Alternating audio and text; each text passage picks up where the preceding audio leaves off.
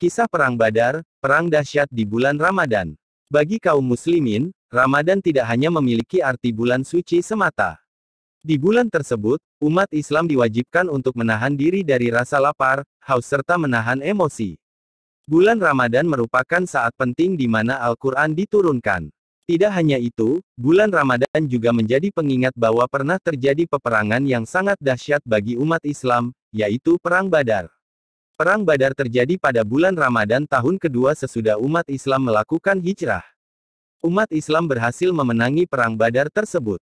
Dalam sejarah, Perang Badar merupakan kemenangan agung karena para pejuang Islam berhasil menentang kemusyrikan dan kebatilan. Perang Badar terjadi pada tanggal 17 Maret tahun 624 Masehi atau 17 Ramadan tahun kedua Hijriyah. Perang Badar melibatkan 314 pasukan umat Islam yang melawan lebih dari 1.000 orang dari kaum Quraisy.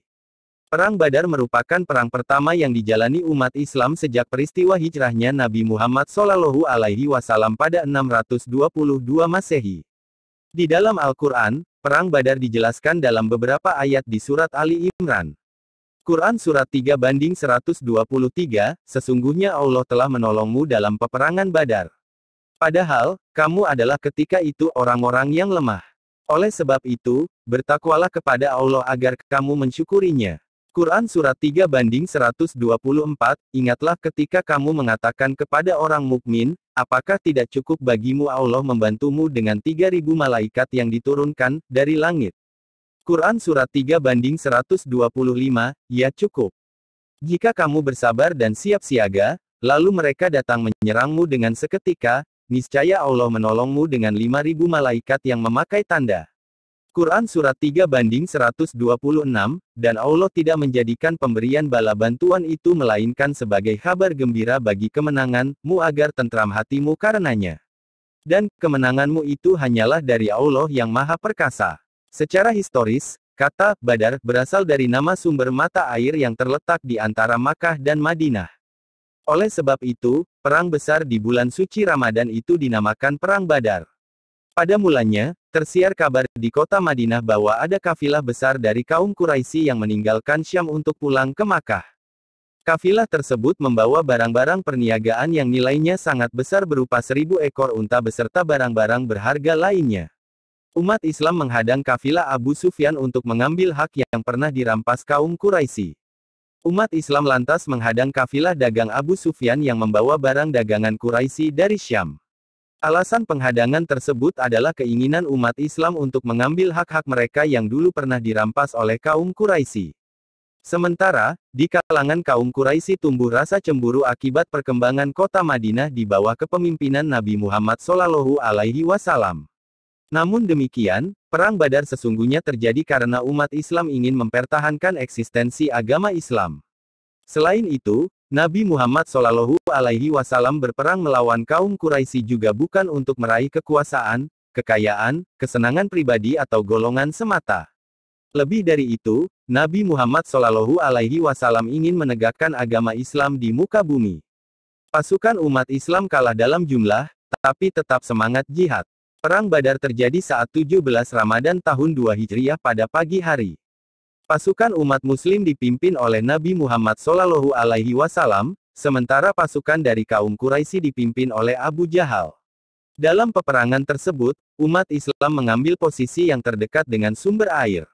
Tempat tersebut dipilih oleh Nabi Muhammad SAW sebagai salah satu bentuk strategi perang. Umat Islam memanfaatkan kondisi geografis dari kawasan Badar. Misalnya, sahabat Sa'ad bin Mu'adz membuat gundukan tanah di sekitar lokasi peperangan. Hal itu bertujuan agar Nabi Muhammad SAW bisa mengawasi jalannya perang serta memprediksi pola serangan yang tepat guna mengalahkan pasukan kaum Quraisy. Dalam Perang Badar tersebut, Nabi Muhammad SAW memimpin langsung penyerangan terhadap kaum Quraisy. Peperangan itu melibatkan 313 kaum muslim, 8 pedang, 6 baju perang, 70 ekor unta, serta 2 ekor kuda. Sementara, pasukan dari kaum Quraisy mengerahkan pasukan 1.000 orang, 600 persenjataan lengkap, 700 unta, serta 300 kuda. Meskipun kalah dalam jumlah pasukan, kaum muslim tetap bersemangat untuk berjihad di bulan Ramadan. Semangat perang itu berhasil menewaskan 3 pimpinan perang dari pasukan kaum Quraisy, yaitu Utbah, Syaibah, dan Walid bin Utbah. Di antara pasukan Quraisy yang menyerang umat Islam, terdapat kerabat Nabi Muhammad SAW dari kabilah Bani Hashim. Mereka adalah paman Nabi, Abbas bin Abdul Muthalib, Hakim sepupu Khadijah, dan lain sebagainya. Sesungguhnya pertempuran besar dalam Perang Badar itu di luar perkiraan umat Muslim. Sebab, sejak awal Nabi Muhammad SAW telah merencanakan pengerahan pasukan Muslim untuk peperangan biasa, bukan perang besar. Oleh sebab itu, pasukan umat Islam hanya berjumlah 313 orang. Saat melihat banyaknya tentara kaum kafir Quraisy beserta kelengkapan persenjataan, zirah, tombak, pedang, dan alat tempur lainnya, Nabi Muhammad SAW sempat menangis. Dia lantas berdoa kepada Allah, "Ya Allah, jikalau rombongan yang bersamaku ini ditakdirkan untuk binasa, maka tidak akan ada seorang pun setelah aku yang akan menyembahmu. Semua orang yang beriman akan meninggalkan agama Islam nan sejati ini." Setelah berdoa, Nabi Muhammad SAW merancang strategi peperangan. Dia menjajarkan pasukan kaum muslim dalam formasi rapat. Dia juga memerintahkan agar sumur-sumur segera dikuasai untuk memutus pasokan air ke kaum kafir Quraisy. Selain itu, perang juga diawali dengan pertempuran jarak jauh.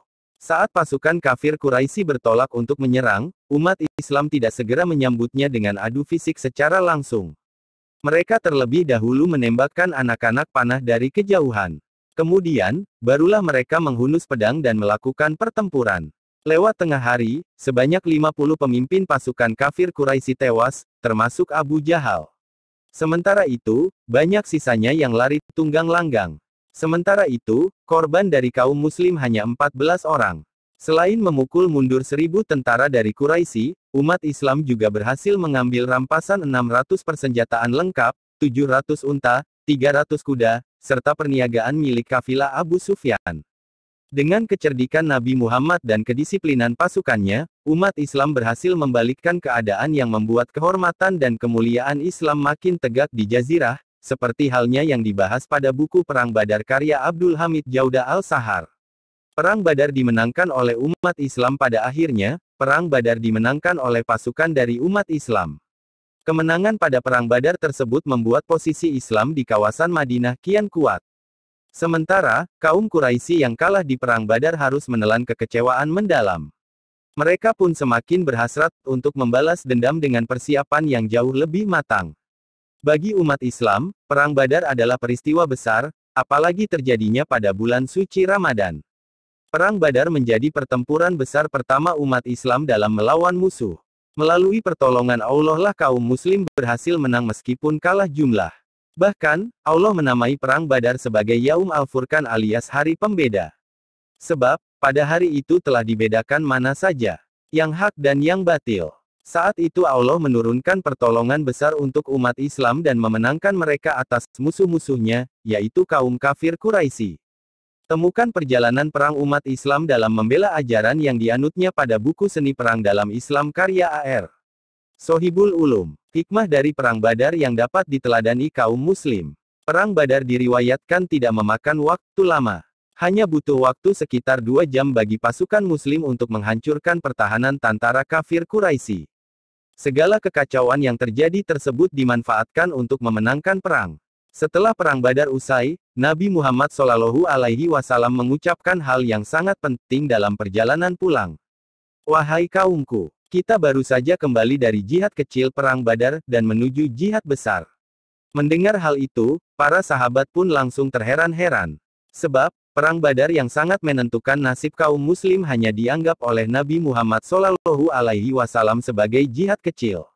Para sahabat pun bertanya, apakah jihad yang lebih besar dari Perang Badar itu, wahai Rasulullah? Jihad melawan hawa nafsu, jawab Nabi Muhammad SAW. Menurut Rasulullah SAW, melawan segala hawa nafsu adalah hakikat dari jihad yang sebenarnya. Oleh sebab itu, salah satu hikmah dari Perang Badar di bulan Ramadan adalah semangat berjihad melawan hawa nafsu. Meskipun demikian, saat terjadi Perang Badar terdapat rukhsah atau keringanan bagi kaum muslim untuk tidak melakukan puasa. Hal ini disampaikan oleh Abu Sa'id Al-Khudri, kami berperang bersama Rasulullah Shallallahu Alaihi Wasallam. Di antara kami ada yang berpuasa, namun ada pula yang berbuka. Orang yang berpuasa tidak mencela orang yang berbuka. Sebaliknya, orang yang berbuka tidak mencela orang yang berpuasa. Hadits riwayat Ibnu Mulakin. Beberapa pemicu terjadinya Perang Badar Kubra. Seperti diketahui, Nabi Muhammad Shallallahu Alaihi Wasallam terlahir dari keluarga Bani Hashim dan suku Quraisy. Sejak Nabi Muhammad menerima wahyu di usia 40 tahun, perjalanan dakwahnya dilindungi oleh sang paman, pemimpin Bani Hashim yang berasal dari suku Quraisy, yakni Abu Talib. Pasca kematian Abu Talib pada 619 Masehi, kepemimpinan Bani Hashim diteruskan kepada Amr bin Hisham alias Abu Jahal yang sangat memusuhi Muhammad Shallallahu Alaihi Wasallam. Kemunculan Nabi Muhammad Shallallahu Alaihi Wasallam serta kegiatan dakwahnya secara tidak langsung telah mengancam posisi Abu Jahal sebagai penguasa Makkah. Selain itu, kaum Quraisy lainnya juga melihat umat Islam sebagai penjahat yang mengancam lingkungan serta kewibawaan mereka. Perjuangan umat Islam sejak Perang Badar hingga Perang era Khulafaur Rasyidin dapat Grametz pelajari kronologi serta berbagai nilai yang diajaran Nabi Muhammad Shallallahu Alaihi Wasallam di dalamnya pada buku Kemelut Perang di zaman Rasulullah. Umat Islam mengalami penindasan dan teror oleh kaum Quraisy. Sebelum Perang Badar terjadi, umat Islam mengalami perlakuan buruk dari kaum kafir Quraisy. Penindasan itu tidak hanya terjadi di kota Makkah, tekanan itu juga dirasakan hingga ke Madinah. Teror demi teror dilakukan oleh kaum kafir Quraisy. Mereka menyerang serta menguasai harta benda kaum muslim lantaran takut hasil perdagangan akan banyak berpindah kepada kaum muslim. Tidak hanya itu, kaum kafir Quraisy yang menyatakan beriman dan memeluk agama Islam langsung dikeluarkan dari sukunya. Menurut kaum Quraisy, itu merupakan suatu hinaan serius sehingga memicu terjadinya peperangan, yaitu Badar Kubra atau lebih dikenal sebagai Perang Badar. Bahkan kaum Quraisy yang memeluk agama Islam menerima akibat dikeluarkan dari sukunya, yang mana hal tersebut merupakan suatu penghinaan yang amat serius bagi seseorang pada masa itu. Sehingga sanggup menjadi pemicu atau penyebab Perang Badar Kubra. Kebencian Abu Jahal terhadap Nabi Muhammad Shallallahu Alaihi Wasallam memicu ide pembunuhan. Seperti diketahui, kebencian Abu Jahal terhadap Nabi Muhammad Shallallahu Alaihi Wasallam dan umat Islam telah muncul sejak Nabi menerima dan menyebarkan wahyu pertamanya. Bagi Abu Jahal, ajaran baru Nabi Muhammad Shallallahu Alaihi Wasallam tersebut bukan hanya keluar dari budaya warisan nenek moyang, melainkan juga menyinggung eksistensi Abu Jahal sebagai tokoh masyarakat Quraisy Makkah. Intimidasi dan penganiayaan terhadap Nabi Muhammad Shallallahu Alaihi Wasallam semakin menjadi-jadi setelah Abu Talib meninggal dunia. Misalnya, saat Nabi Muhammad tengah berjalan-jalan di kota Makkah, terdapat seorang anak muda Quraisy yang melemparinya kotoran. Setibanya di rumah, Fatimah, anak perempuan Rasulullah Shallallahu Alaihi Wasallam yang masih kecil menangis melihat perlakuan yang diterima ayahnya. Nabi Muhammad Shallallahu Alaihi Wasallam pun berupaya menenangkan gadis kecil kesayangannya itu. Janganlah menangis, gadis kecilku, sebab Allah akan melindungi ayahmu, ucap Nabi Muhammad Shallallahu Alaihi Wasallam. Dia kemudian menambahkan kalimat itu untuk dirinya sendiri, Quraisy tidak pernah memperlakukanku seburuk ini ketika Abu Talib masih hidup. Pada kesempatan lain, Abu Jahal merencanakan pembunuhan terhadap Nabi Muhammad. Agar tidak menimbulkan dendam di keluarga Bani Hashim klan Nabi Muhammad Shallallahu Alaihi Wasallam, Abu Jahal meminta setiap pemuda berpengaruh yang ada di Bani Quraisy untuk terlibat. Dengan demikian, setiap Bani akan bertanggung jawab memberikan uang ganti darah yang memuaskan bagi keluarga Bani Hashim. Di sisi lain, Bani Hashim juga tak mungkin menuntut balas kepada mayoritas Bani Quraisy. Namun demikian, persekongkolan tersebut telah diketahui Nabi Muhammad Shallallahu Alaihi Wasallam melalui perantara malaikat Jibril.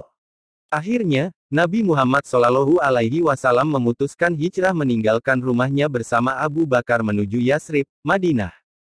Nabi Muhammad Shallallahu Alaihi Wasallam mengecoh musuh yang mengepung rumahnya dengan cara membiarkan Ali mengisi tempat tidurnya. Saat hijrah, sebagian besar penduduk Madinah menyambut kedatangan Nabi Muhammad Shallallahu Alaihi Wasallam dengan tangan terbuka. Hal itu ditandai dengan kesempatan saling melindungi antar kaum Muslim, Yahudi, serta suku-suku di Yasrib melalui Piagam Madinah. Piagam Madinah menjadi tanda awal agama Islam sebagai pemersatu. Namun demikian, hal itu bukan berarti konflik dengan Quraisy Makkah mereda. Kaum Muhajirin atau penduduk Makkah yang ikut hijrah mengalami kesulitan dalam mencari nafkah di Madinah. Banyak dari mereka yang menggantungkan hidup kepada kaum Ansar penduduk Madinah yang sudah memeluk agama Islam. Saat itulah, Allah menurunkan wahyu melalui surat Al-Hajj, 39-40. Dalam surat tersebut disebutkan bahwa Nabi Muhammad SAW diizinkan berjihad bersama pengikutnya untuk memerangi orang yang memerangi mereka. Ini ayat Al-Quran yang berisi perintah jihad. Setelah wahyu tentang jihad tersebut turun, Nabi Muhammad SAW bersama kaum muhajirin menerapkan ghazwu, serangan demi bertahan hidup, yang biasa dilakukan oleh masyarakat Arab nomaden. Ghazwu akan menyasar kafilah dagang Quraisy Makkah. Fokus mereka adalah mengambil harta benda, hewan ternak, serta hasil dagang seraya menghindari jatuhnya korban jiwa. Umat Islam diusir dan seluruh hartanya dirampas. Semenjak Nabi Muhammad SAW gencar berdakwah kepada kaumnya, orang-orang yang tergolong musyrik di Makkah sudah melancarkan peperangan. Mereka menghalalkan darah kaum muhajirin serta merebut paksa kekayaan umat muslim tersebut. Kekerasan terhadap umat muslim semakin meningkat manakala perlindungan dari Abu Talib hilang. Lantaran terus-menerus menerima teror dari kaum Quraisy, umat Islam pada akhirnya hijrah ke Madinah pada tahun 622 Masehi. Namun, mereka meninggalkan harta bendanya untuk hijrah. Akibatnya, semua harta yang mereka miliki dirampas oleh kaum kafir Quraisy. Demikianlah kisah perang Badar yang terjadi di bulan suci Ramadan. Semoga perjuangan kaum muslimin dalam memerangi kekafiran dapat menjadi pelajaran dan hikmah.